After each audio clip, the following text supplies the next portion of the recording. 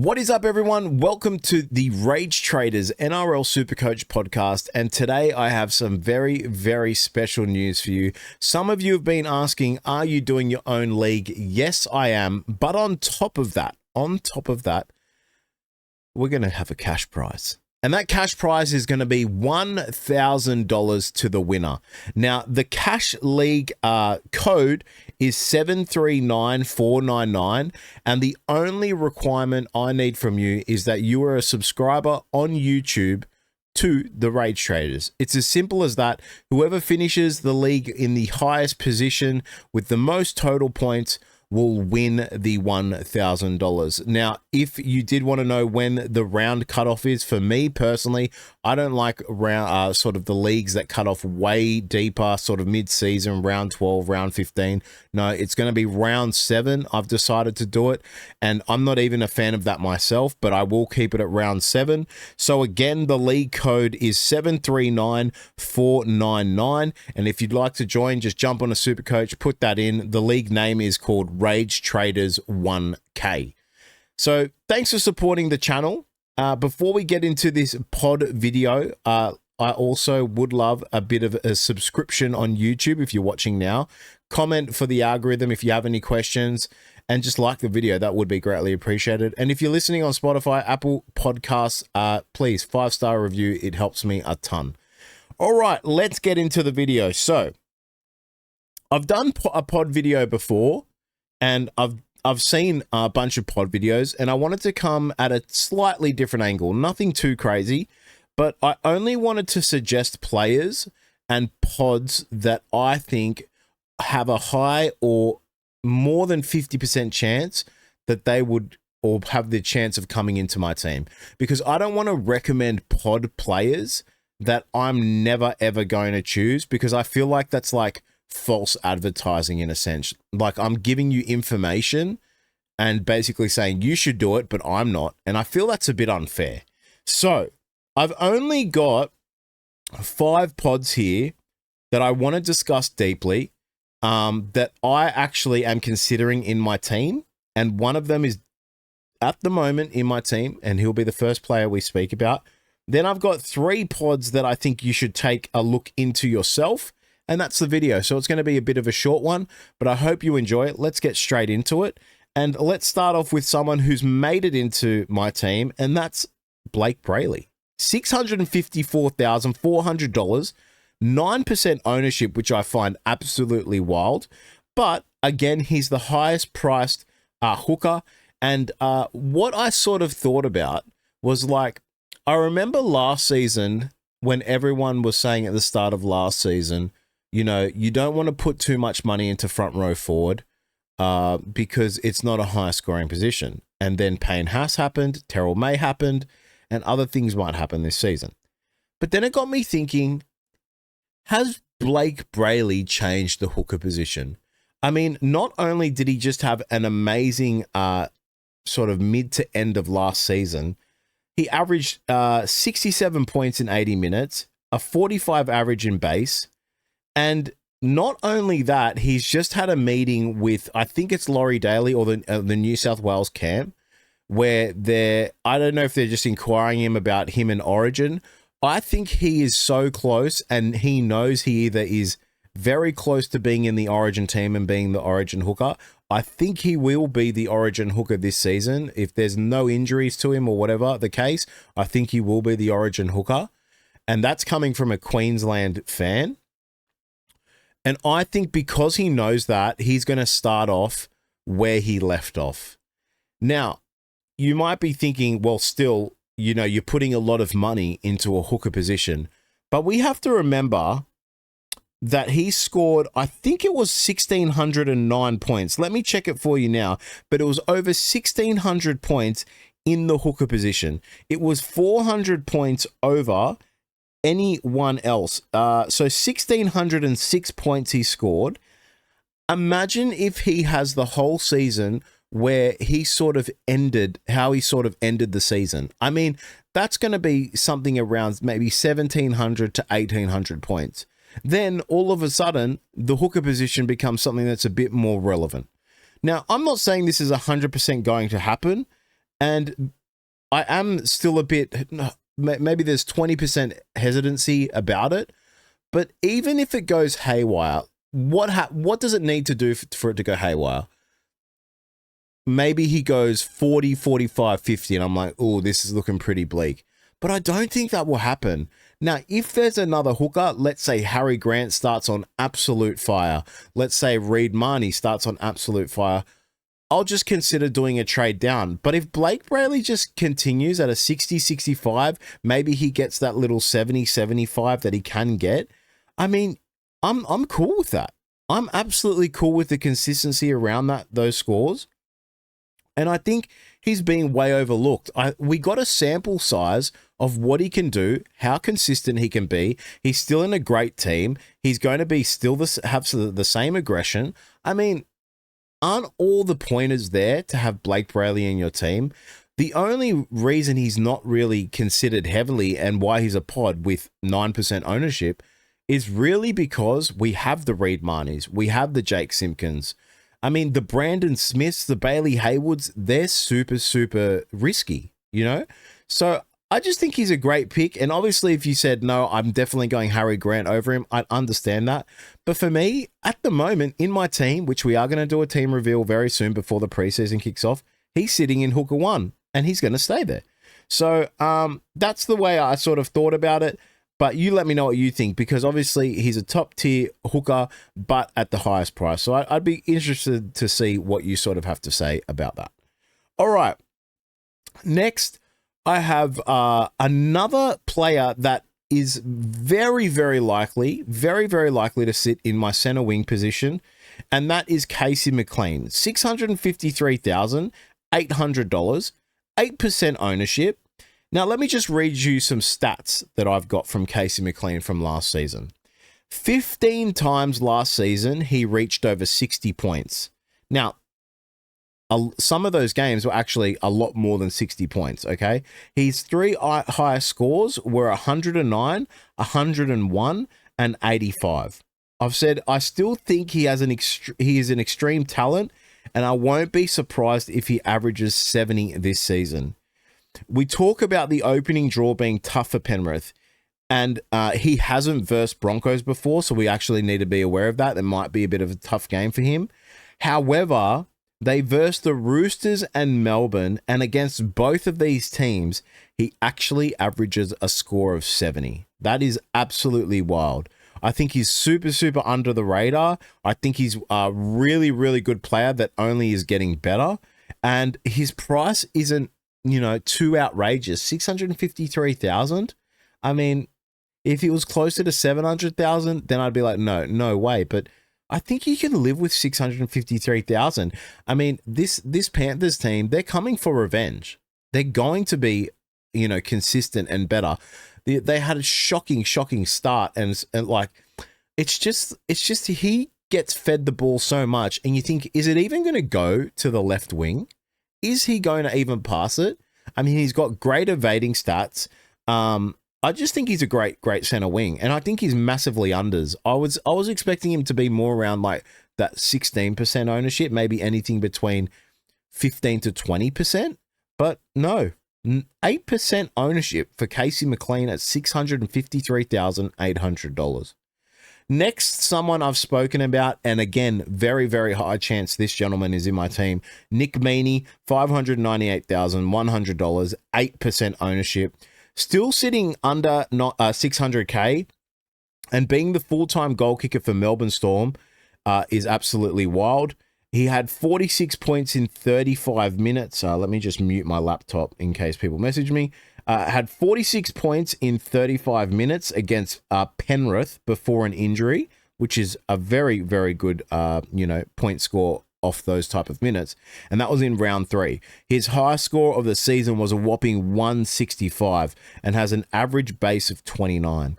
I think Melbourne, with a nice opening draw and him just being the goal kicker, I just think he's a tad unders. I'm not saying he's going to be someone we keep all season. No, I don't think so. But I think he is a tad unders. And I think he having the goal kicking is just going to be the reason why he maybe makes a bit of cash. They have Parramatta at home, St. George away, Broncos at home, North Queensland away, Penrith away, New Zealand at home, Canberra away, Souths at home, Dolphins away, West Tigers, Para. I mean, up until round 11, this guy has a bit of an up and down through the first 6 or 7, but it's a really nice draw for the Melbourne Storm. And I still think they'll score points. Now, again, it's a wait and see. There's no Eli Katoa, no Pappenhausen. Does their attack take a big hit? If it looks like in the preseason or the trials, their attack is way different and it doesn't look as polished, okay, sure, then I'll be a bit more hesitant. But I'm not expecting that. I'm expecting Farlogo to sit right into this position where he's so used to playing. Nick Meaney, again, can be a player that actually does play fullback, which would be even insane. If Farlogo did go down or they just did a position switch where Nick Meaney is the fullback and they just want a bit more safety there, someone that's a bit more experienced, man, you are absolutely laughing. And that doesn't need to happen in round 1. That can happen just whenever.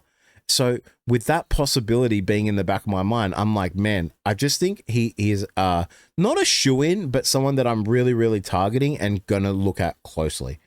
All right, for my 4th pod, I've spoken about this gentleman as well, but I do think he is just a top-class player.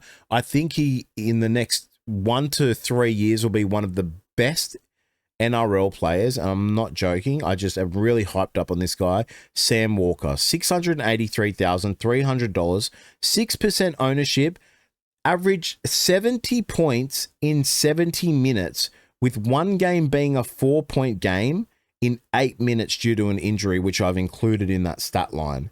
70 points in 70 minutes. This is all in a total of 8 games in the season from round 19 to 27. Is that not insane? Does that not speak volumes to what type of player Sam Walker can be? I think he's the core of the team. I really do. I believe even though DCE will be there, a huge amount is still going to feed through Sam Walker. He's the goal kicker, as we know.